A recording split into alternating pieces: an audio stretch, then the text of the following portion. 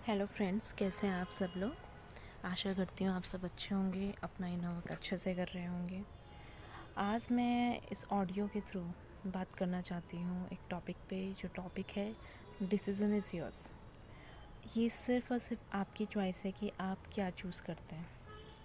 जब हम spiritual journey में आते हैं तो हमारा सबसे पहला जो फेज़ होता है वो होता है dark night of the soul, जहाँ यूट्यूब में बहुत सारी वीडियोस पड़ी हुई हैं जहाँ हम बात करते हैं कि ईगो की डेथ होती है। जो ईगो हमें मेटलिस्टिक वर्ड से जोड़ के रखती है। अगर हम बोलते हैं कि हम में ईगो नहीं है, जब तक इंसान 3D डायमेंशन में है वो कहीं ना कहीं ईगो से बॉन्डेड ही है। तो जो dark night of the soul होती है वो ईगो डेथ होती है, और वो खुद की एक सेल्फ की, जो आपकी ईगो सेल्फ है, जो एक फॉल्स इल्यूज़न में आप रह रहे हो, उसकी डेथ होती है। तो ईगो वहाँ तो ख़त्म हो गई, फिर धीरे धीरे आपका स्पिरिचुअल जर्नी शुरू हुई। लेकिन ईगो ना बहुत वैरायटी की होती है। ये नहीं है कि अगर आपके पास पैसा है तो ही आपके पास ईगो होगी, या आप बहुत हाई पोजीशन में तभी ईगो होगी। कई बार छोटी छोटी पोजीशन में भी लोग ईगो दिखाते हैं। मैं कंट्रोवर्शियल टॉपिक नहीं कर रही हूँ, मैं सिर्फ और सिर्फ मैं रियलिटी बता रही हूँ, इल्यूजन से ऊपर। तो जैसे जैसे इंसान स्पिरिचुअल जर्नी में आता है, स्पिरिचुअली असेंट करता है, तो उसमें स्पिरिचुअल ईगो भी आने लग जाती है। क्योंकि जब हम भक्ति का रास्ता चुनते हैं ना, तो उसमें बहुत सारे हर्डल्स होते हैं। ऐसा नहीं है कि वो बहुत स्मूथ पाथ है, बट जितना आप टफ़ रास्तों पे चलते हो आपको उतनी प्यारी प्यारी सिद्धियाँ भी मिलने लग जाती हैं। सिद्धियाँ बहुत तरीके की होती हैं, जैसे कि आप किसी के विचार जान सकते हो, कोई आपके बारे में क्या सोच रहा है, या कुछ होने से पहले आपको पहले ही उसका फीलिंग आ जाती है कि कुछ ना कुछ होने वाला है। दूरदृष्टिता बढ़ जाती है। कई लोग पानी पे चल पाते हैं, कई लोग आग पे चल पाते हैं, कुछ हवा में उड़ लेते हैं, कुछ लोगों को पहले ही विजन्स आ जाते हैं। कुछ लोगों की कही हुई बातें बहुत सच हो जाती हैं। आपकी पांचों सेंस बहुत स्ट्रॉन्ग हो जाते हैं, छठे इंद्रिय तो वैसे ही स्ट्रॉन्ग होती है। तो बहुत सारी चीज़ें आने लग जाती हैं, और लोगों को क्या होता है, इस चीज़ का भी ईगो आ जाता है। तो बेसिकली मैं आप सबको ये कहना चाहूँगी कि ये ना आपकी जो स्पिरिचुअल जर्नी है, तो इसमें अब आप स्पिरिचुअलिटी में आ गए। आप तो 3D डायमेंशन वाले लोगों जैसे हो ही नहीं। आप 3D डायमेंशन वालों को तुच्छ समझ रहे हो, अपने आप को उच्च समझ रहे हो। तो ये भी एक ईगो है, और इस ईगो से आपको सावधान रहना है, क्योंकि जहाँ ईगो होती है ना, वहाँ ईश्वर नहीं होता।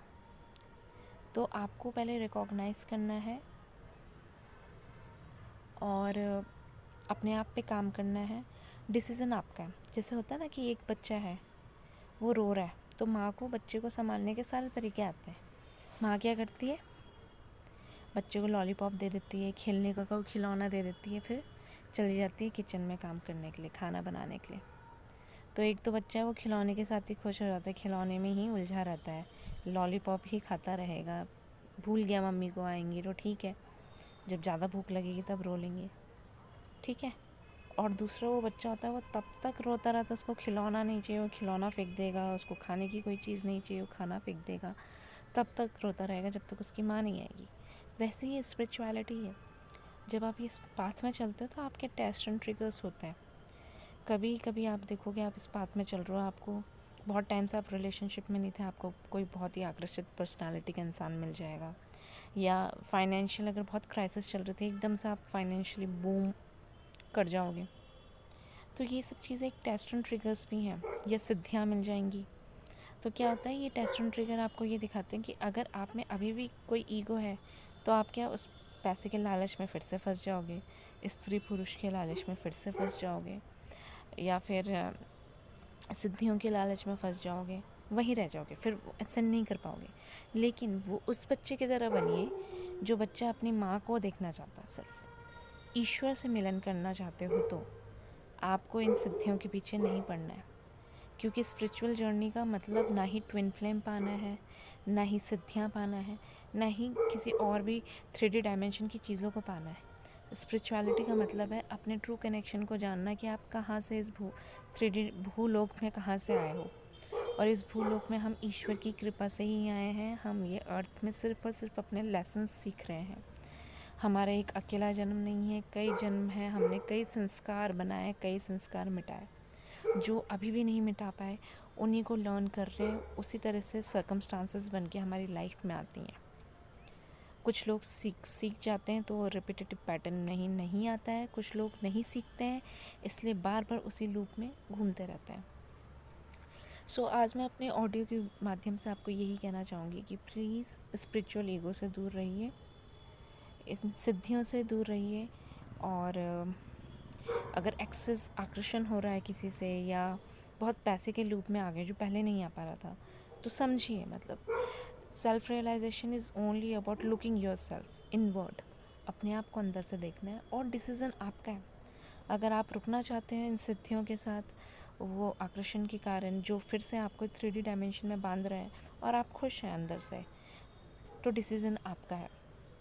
अगर नहीं है, और मैं तो यही बोलूँगी कि स्पिरिचुअल जर्नी आपको सिर्फ़ और सिर्फ इसलिए मिली है कि आप ईश्वर की प्राप्ति पे निकले हैं, आप ईश्वर के पास वापस जाने के लिए आए हैं, गोइंग बैक टू होम। अगर इन्हीं सिद्धियों में या इन्हीं 3D डायमेंशन की चीज़ों में फंसे रहोगे तो ये आपको कुछ टाइम का भ्रम मात्र हैप्पीनेस देंगे, हमेशा की नहीं देंगे। जो एक टॉक्सिक फीलिंग आती है ना, वो तभी आती है जब आप अपने घर वापस लौट जाते हैं। होप आपको मेरी ये ऑडियो पसंद आई हो। आप मेरे ऑडियो को प्लीज़ यूँ ही लाइक शेयर सब्सक्राइब करते रहे, सो दैट मैं फ्यूचर में यूँ ही अपने नॉलेज को और शेयर कर सकूं। और मेरे ऑडियोज़ के थ्रू किसी का भी थोड़ा भी भला होता है तो मैं अपने आप को काफ़ी हैप्पी सोल समझूंगी कि मैं अपने नॉलेज को दूसरों से शेयर कर सक रही हूँ। और जो मेरे को फ्यूचर में जो भी नॉलेज मिलेगा, जिस पाथ में मैं चल रही हूँ, मैं आप सबसे यही शेयर करूँगी। सो आज का मेरा ऑडियो सिर्फ इतना ही था दोस्तों, कि प्लीज़ प्लीज़ प्लीज़ सिद्धियों के पीछे, स्पिरिचुअलिटी के ईगो में मत आइए। 3D डायमेंशन की माया के हाथ बहुत बड़े होते हैं, वो बार बार आपको खींचती है। ठीक है, स्पिरिचुअलिटी का मतलब ये नहीं है कि आप जंगल में चल जाएं या गेरुए वस्त्र में चल जाएं, लेकिन मेंटेनेंस रखिए और इन चीज़ों की तरफ ज़्यादा आकर्षित ना होइए। अपने पाथ को ईश्वर की प्राप्ति के लिए सरेंडर कीजिए।